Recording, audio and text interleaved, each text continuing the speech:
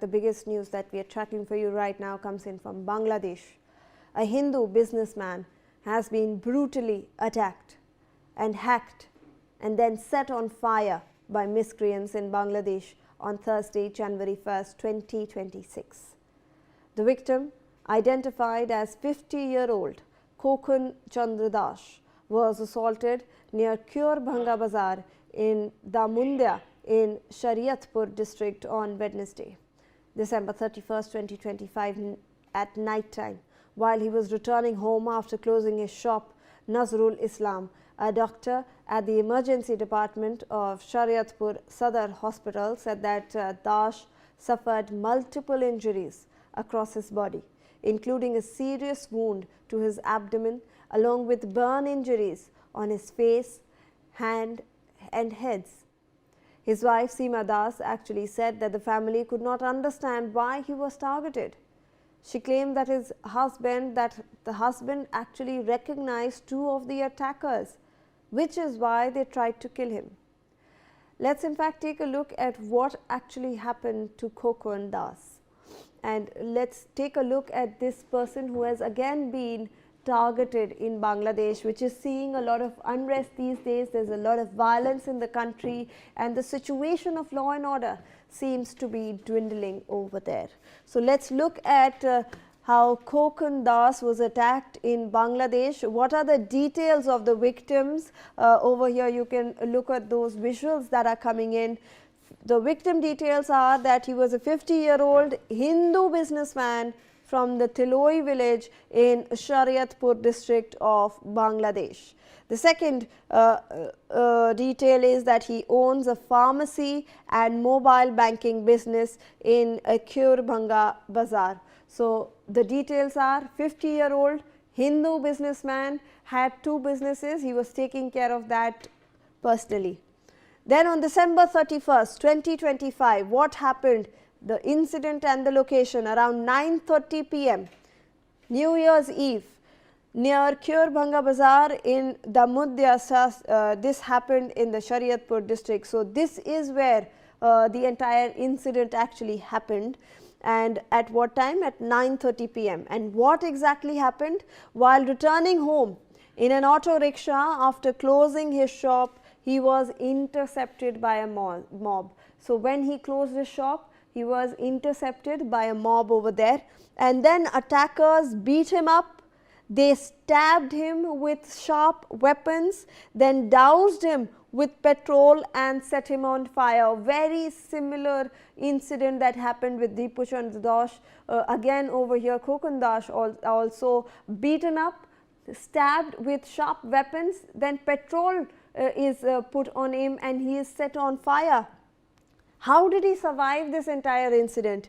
He jumped into a nearby pond to extinguish the flames. So a quick action saved his life over there. He jumped into the pond to extinguish the flames, and locals heard his screams and rescued him, and the attackers fled. So when the locals actually heard his screams, this time fortunately people actually came to help him, and he was taken to the hospital. What is the wife now saying of Khokon Das? Seema Das stated that her husband recognized two of the attackers, which may be why they attempted to kill him by setting him alight. So the wife actually stating that he might have been able to recognize two of those attackers, and hence they tried to kill him. What are the injuries and what is the treatment that is currently going on? He sustained severe burn injuries because he was set on fire to his face, head and hands, along with stab wounds. So he has stab wounds, he is burnt all over, he has injuries on his head, face and hands. And initially he was treated at the Shariatpur Sadar Hospital, and then he was transferred to the Dhaka Medical College Hospital, where he remains in critical condition. So unfortunately his condition is still very critical. Obviously being beaten up, then stabbed and then set on fire, his condition remains critical right now. What is the police saying about this entire investigation? The police have identified two suspects and are working to arrest them and others involved. An investigation is currently ongoing. Some reports are suggesting possible robbery attempts, even though we now know that this might be the third Hindu man who has been attacked. The police are investigating all angles. They are also looking at a robbery angle. So, this is something that the police is looking into. They have identified two of the attackers, but no arrest as of now has been made in this entire case. So, obviously the country is on the edge. We are seeing such cases come to the fore every day. And to take this discussion forward, joining us is Ambassador Yogesh Gupta, former diplomat. Thank you so much, sir, for joining us on the broadcast. We appreciate your time. A very good afternoon to you. Ambassador, if I could get your opinion on what is currently happening in Bangladesh. Every day we are seeing new incidents of Hindu minorities being targeted. This is the third such case that has come to the fore, sir. And even though the police are saying that they might look at a robbery angle, but it's a very eerily similar pattern. The person is first intercepted, a mob follows him, beats him up, stabs him with sharp weapons and then sets him on fire, sir. A very shocking case over there that is currently underway in Bangladesh.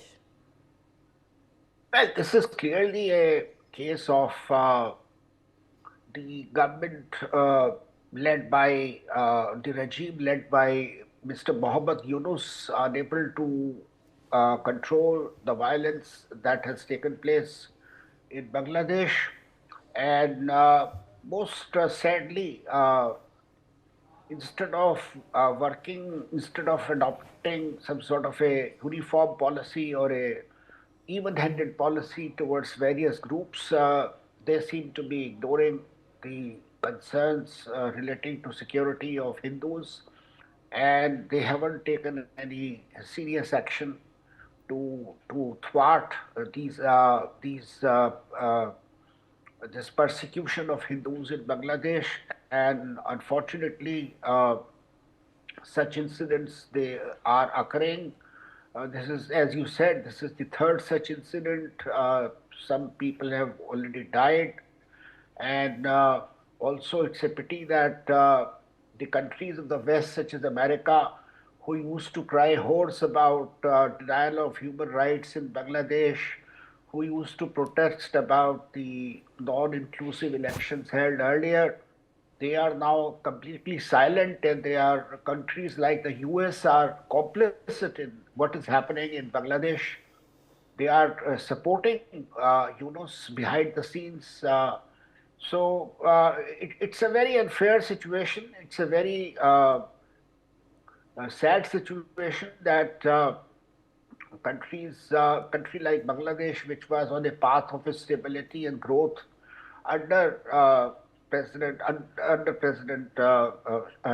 under Prime Minister Sheikh Hasina, they are now sort of being destroyed by such mindless violence, which is being encouraged because Yunus is now supporting Jamaat-e-Islami and other radical groups, and the country is in serious turmoil, really.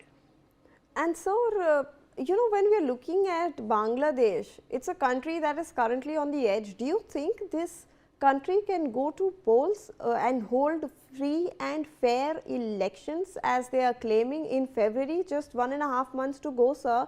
And we are seeing minorities being attacked. We are seeing, people who are artistically and culturally inclined, they are also being attacked in this country. And we are seeing the rise of an Islamist, party over there. Do you think that free and fair elections can be held in such a country?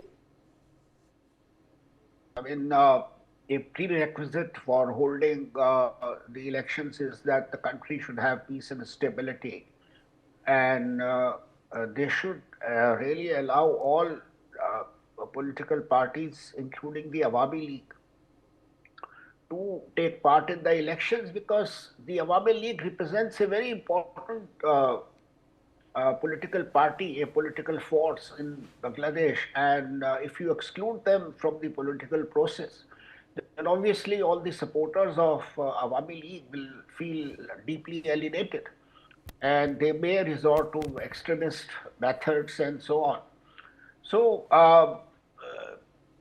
the elections will only be termed free and fair, and only if political parties like Awami League are also allowed to take part. Otherwise, it becomes a politically arranged show by the Muhammad Yunus regime in cohort with United States and some other countries. Request you to stay on with us as we'll require your valuable insight into another story that we are tracking. But let me just